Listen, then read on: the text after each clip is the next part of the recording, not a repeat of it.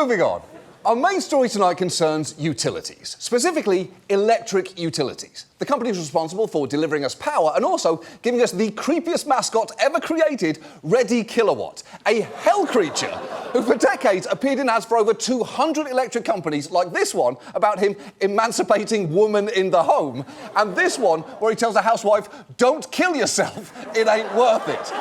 Reddy even appeared on children's shows where he undoubtedly gave a whole generation nightmares. What's going on here? You should know that you can expect anything to happen here, Mr. Toot. Boy, I'll say, hey, what's happening now? Those peanuts, they're floating in the air. That's my new electrostatic generator. Get out of there, Mr. Toot! That's the only time I've ever been scared for a clown. We can't actually show you the rest of that video because, and this is true, if you watch it until the end, Reddy shows up behind you and brutally murders you. Now, you probably don't give too much thought to your local electric utility, but if you do, it might be because they're charging exorbitant rates for a basic human necessity, as this North Carolina pastor explains. One of the founding members of this church, Sister Linda Jones, she literally cut her pills in half, skipped days in order to pay her light bill. God bless her soul, she passed on. And there are hundreds of people right around here who need that help. That is terrible. And in case it bumped you at all, you're right, that was a property brother that you just spotted there. He made a documentary about utilities, and it's actually pretty good to the point that you're even going to see a little more of it later on. And if you're wondering which property brother that is, I'll give you a clue. It is the circumcised one. And if you don't know which property brother is circumcised, you're clearly not that big a fan of the property brothers. And high bills are just the beginning of the problems here, because utilities are also exceptionally prone to scandal. In fact, just Google your utility company right now and the word scandal, and chances are they've gotten into some major trouble. It's basically like Googling your local Jimmy John's and E. coli, or the name of your favourite teacher from high school and January 6th. You're not going to like the results that you find.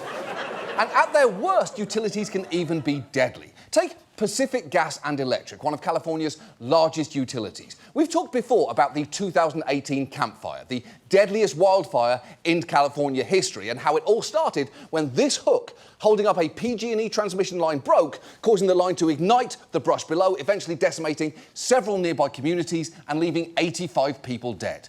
PG&E has since paid fines and settlements, but it's still very much in operation, despite the fact that wasn't close to the only scandal that they've been involved in, as this reporter will tell you. This is a company that was fined hundreds of times and faced more than almost $3 billion worth of fines. You know, if PG&E was an individual and not a corporation, I think by now they would be in prison. There's just been repeat offenders. They've been on probation. They violated the probation. The problem is you can't take a corporation and put it into prison. Yeah, he's right. You can't, even though many corporations clearly deserve to be in prison, from Enron to Purdue to any company that insists on talking like a sassy bitch on social media. Hellman's once tweeted, "You're in their DMs, we're getting spread on their bread." And why? You don't need to do this, Hellman's. You can just be mayonnaise. But PG&E is not only not in prison, it is still supplying power to millions of Californians who have no choice in the matter. And if you're thinking, how the fuck is that possible? That is what this story is about. It's about the incredible amount of power that we give to utilities, how weakly they can be regulated, and the damage this can do. And let's start with the single most important thing to know about utility companies, which is that for most of us, they're actually the only game in town. If you want to go buy an iPhone or any other kind of consumer product, you go out to a store and you have a number of choices. With electricity in most of the country, you really only have one choice, and that company has a monopoly. Exactly. In our modern economy, you are supposed to have choice. Just look at all the streaming services out there. There's a Blockbuster 2.0, superheroes and old racism, anime, probably crashing on you right now, no idea, and until recently, News Quibi. That is arguably too much choice. But utilities operating as natural monopolies dates back to the fact that around the start of the 20th century, we needed to build a nationwide power grid from scratch. And that obviously required a huge investment. Companies were only incentivized to do that with a guarantee that they'd be able to operate in a non-competitive environment. And at the time, that made sense. But those monopolies persist to this day, and mostly as for-profit investor-owned companies. Now, in exchange for giving utilities a deal that sweet, we did put some restrictions in place. The law says that they should spend the least they can while providing quality, environmentally safe service, which sounds great because it caps their ability to make too much money. But, and this is a huge but, there is a carve-out.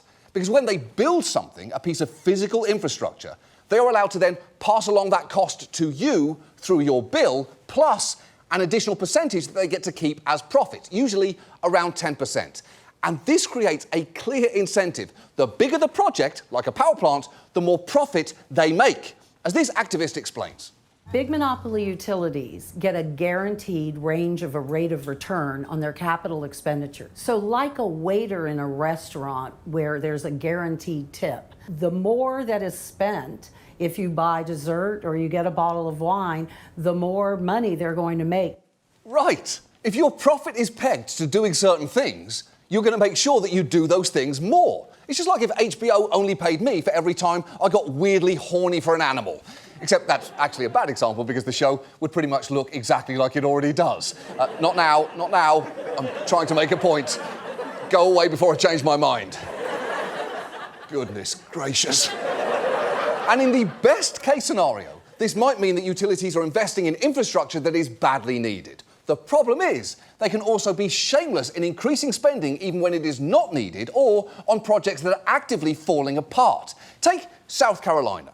When utilities there tried to add 2 nuclear reactors to an existing plant, the project's cost spiraled. And a massive federal investigation later revealed that executives at South Carolina Electric and Gas and its parent company knew the project was facing major delays and cost overruns, but withheld that information in order to keep it going. Meanwhile, local customers paid more than $2 billion in the form of higher bills for a project which, by the way, never generated any power. And some working on the project at the time were troubled by what they were seeing. Just listen to this leaked voicemail from a vice president at the parent company who later became a whistleblower in which she tried to warn her colleagues about what was happening. They are mismanaging that project, and it's at y'all's expense. They're doing it because they want to make money, and they're propping up earnings to be able to make their bonuses, and it's going to be at your expense. Yeah, that's pretty shocking, isn't it? Not just what she's saying there, but also that people still leave voicemails. Absolutely no one should be doing that anymore. In fact, every voicemail greeting should just be, "Sorry I missed your call. Please don't leave a message after the tone. Just text me instead because it's not 1997. And overspending isn't the only way that utilities' incentives can wind up screwing over customers, because they can deliberately stifle innovation that might make power cheaper or be a net benefit to society, as this solar power executive will tell you. Now solar is becoming real. These utility monopolies are saying, well, wait a minute, we got to crush it before it gets too big. They want to build more plants so they can make more money. And if we take a little bite out of that apple and we say, hey guys, we got solar panels everywhere on all these homes and you don't need to build that many more power plants, then the utility goes, well, wait a minute, how am I going to make more money next year? Yeah, exactly. People putting up solar panels and generating their own electricity threatens the anti-competitive structure of a utilities monopoly, so they're obviously going to try and step in and block it. Who wants competition? It just makes things harder. You think I want to compete with Euphoria or Love Island or this YouTube video of ducks annihilating a bowl of peas?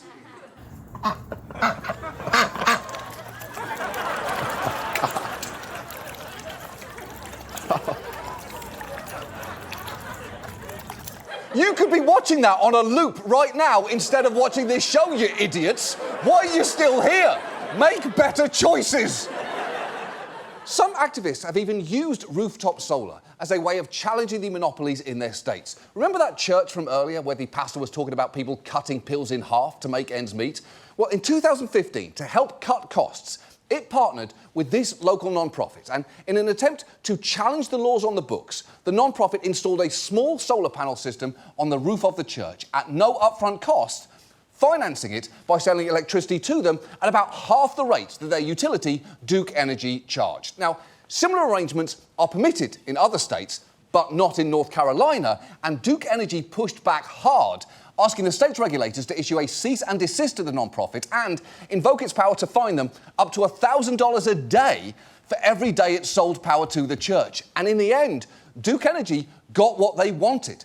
That church's solar arrangement was shut down and any hope of replicating it in the state was squashed. And when Circumcised Property Brother asked Duke about this whole saga, their response wasn't great. Faith Community Church wanted to test regulation in North Carolina by doing something that was basically illegal. They were trying to pick a fight. You could say that. They had a good setup to get publicity. This was a African-American church, and we're a big utility, and we're a target. And sometimes there are groups out there, they're not trying to advance policy, they're trying to get media attention, and they did a good job here. Are there situations where, as a human being, you have a conflict as a utility company where you're saying this is how it has to be versus maybe there's a bigger picture with something that's broken? I think that's just the way it has been. Wait. Just the way it's been has historically never been a great justification for something still happening. In fact, there is only one time that works as an argument, and when you're talking about the Milwaukee Brewers sausage race. Now, why do a bunch of sausages race around the field before the bottom of the sixth inning? Because that's just the way it's been. It doesn't make sense, and may it never change. Long live the racing sausages. And there are examples all over the country of utilities getting in the way of people using solar energy. The argument being, if people start leaving the grid and generating their own power, then over time, the cost is going to go up for everyone left behind. And look, there is a longer conversation to be had about the proper way to bill people who use solar panels, but making it cost prohibitive is definitely not the answer. And if you're thinking, shouldn't there be someone who can rein these companies in? Well, in theory, there is. Most states have public utility commissions. They are responsible for things like signing off on any big investments proposed and also overseeing the setting of rates. Unfortunately, many of them are badly outmatched by the utilities that they're supposed to regulate, and this can have major consequences. A few years back, Mississippi Power ran into massive cost overruns on a new plant that it was building, which was initially expected to cost $1.8 billion, but ended up ballooning to $7.5 billion. And in hindsight, there were obvious red flags that you would hope the State Commission would have been more wary of from the very start. Just listen to a company representative explain his side of the story. Can you tell us why the project is over budget and also behind schedule? I would tell you that if we made any errors in judgment at all, any missteps, is that when we took that proposal to the Commission, we were only at between 10 or 15% of design. And so I think it's the little engineering that we had done at that particular point in time that has sort of come back to haunt us a little bit in terms of cost and schedule. Wait, let me get this straight. The plant was only 10 to 15% designed, and the Commission let it go ahead anyway. That is not how designing complex energy plants should work. That's not even how designing Lego sets work. That's why you've never seen one called A Little Tree and You Figure Out the Rest. Now, in Mississippi's case, the problem seems to have been a commission rushing to approve a project without doing proper due diligence. But in other cases, like Alabama's state commission, the problem seems to be ideological. It has been described as one of the most opaque, politically motivated, and environmentally hostile commissions in the country. Their commissioners are actually elected, and I do want to show you one campaign ad for the woman who is currently running it. Twinkle's priority is our priority, jobs. We need more conservatives like Twinkle who put jobs first. Twinkle is a proven conservative Republican who has stood up and fought the liberal special interest in Washington. Conservative, Republican, Twinkle Andress Kavanaugh, our way of fighting back. Yeah. That woman is named Twinkle. That is her actual given name. As in, when she was born, her parents were asked, "What do you want to name your baby?" And they genuinely replied, "Twinkle, definitely Twinkle." She even confirmed this story herself, saying, "My daddy thought I needed a fancy name. It may be cute for a 3-year-old, but it gets old." And honestly, I could see how being called Twinkle could get old after a while. But let me just say this, Twinkle. For everyone who isn't you, calling you Twinkle will never get old. It will never get old, Twinkle. And look, I'm not saying that Twinkle is a bad commissioner because she's called Twinkle. I'm saying that Twinkle's a bad commissioner because, for one thing, when there was a push for more open hearings on electricity rates in the state, she outright said, "I want to exclude the environmentalists from taking part in the process," and suggested that environmental extremists only wanted these open proceedings so they could trot out their fancy San Francisco environmental lawyers and junk science hucksters. And the thing is, it's not just Twinkle. When one of Alabama's other commissioners, Chip Beaker, again, real name, because it seems Alabama's utility commissioners must, by law, sound like Hanna-Barbera cartoon characters. When Chip Beaker was running for his position, he wrote in an op-ed, "The so-called climate change crisis is about as real as unicorns and little green men from Mars," which is obviously ridiculous because climate change is very real and unicorns, sadly, do not exist, which I know is not ideal, although if you're in the market for a majestic creature with a lot of horn, this guy may be able to help you. And look, having a commission run by science-denying ideologues is bad enough, but in other states, public officials can appear fully in utilities' pockets. Take Ohio. A few years back, a big utility there, First Energy, was caught up in this massive scandal. Ohio House Speaker Larry Householder and 4 others have been charged with racketeering, accused by the feds of funneling millions from the energy company into a 501c4 dark money group called Generation Now.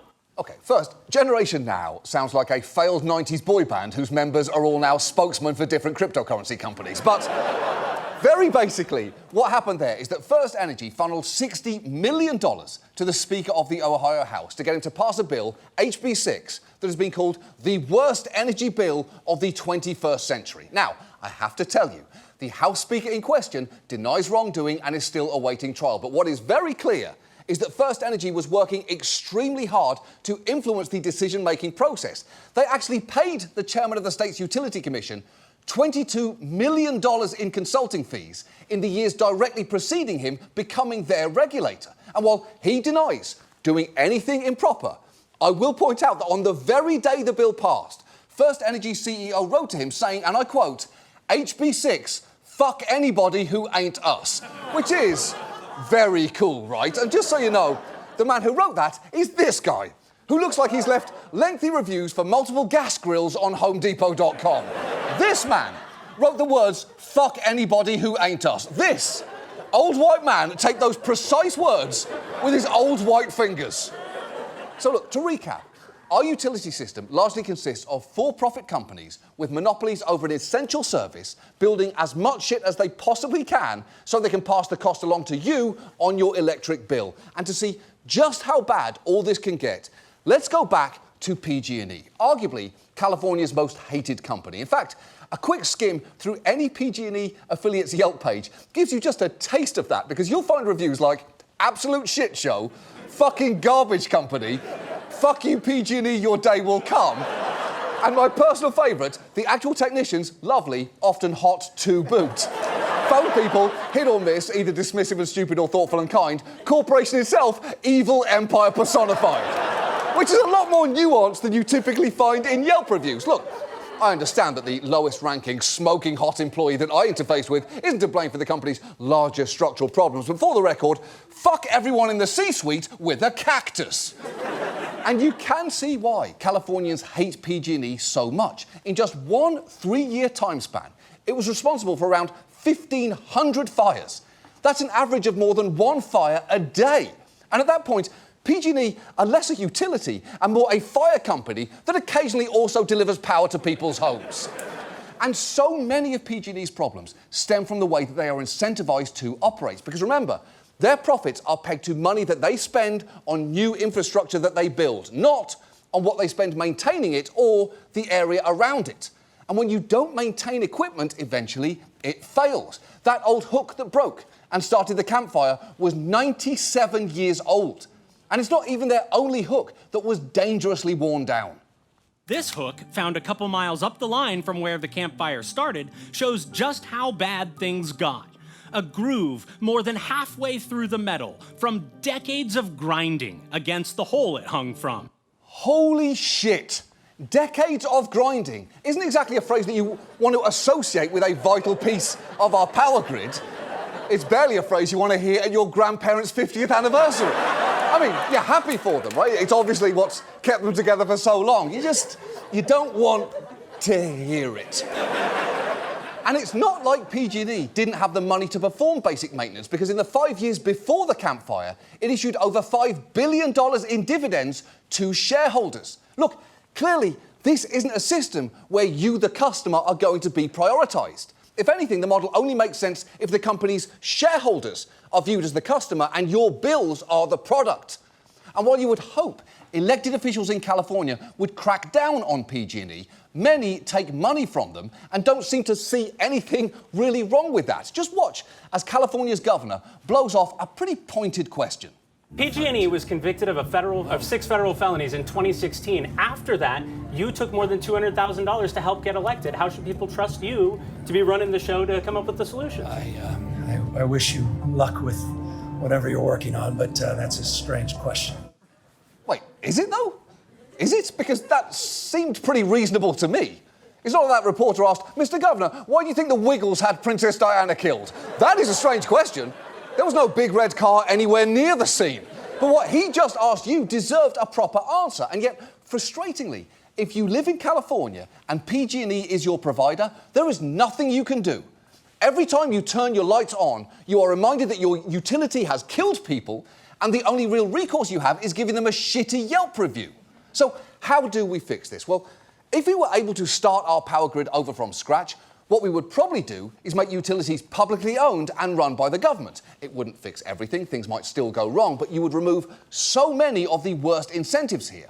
Unfortunately, transitioning now would be hugely expensive and, in all likelihood, isn't happening anytime soon. But there are smaller steps that we should also be taking in the meantime. For instance, instead of having a system where utilities are incentivized just to build stuff, we can incentivize them to work directly in the customer's best interest by investing in things like maintenance, renewables, and energy conservation. This is something known as performance-based regulation, and several states are already trying it. Now, as for the regulators, look, commissions will, unfortunately, probably always vary in effectiveness depending on whether it's staffed by people who actually give a shit about this or, let's say, someone named Twinkle. But we have to make sure that under-resourced regulators get more support, more access to technical expertise, and more jurisdiction over the companies that they monitor. And at this point, I would usually bring out a mascot that we made for utilities that's representative of just how terrible and horrifying they are. But amazingly, I don't even need to do that, do I? Because they already made a murderous hell demon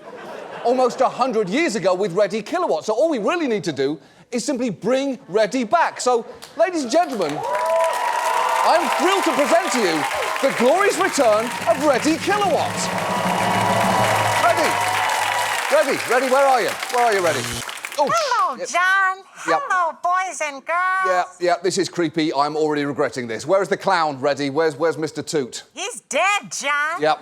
I killed him. Of course you did. I'd like to leave, Ready. This is a bad idea. Who said you could do that? Why? Fuck!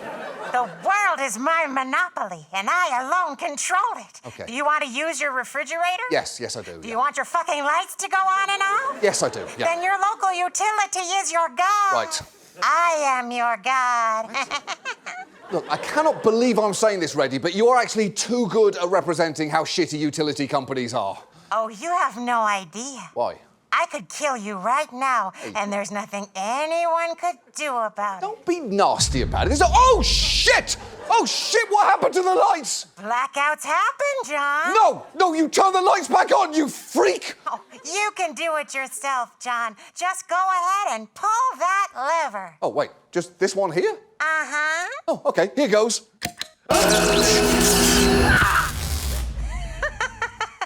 I am gonna get such a fine for that. That's our show. Thank you so much for watching. See you next week for another episode of Last Week Tonight with Ready Kilowatt.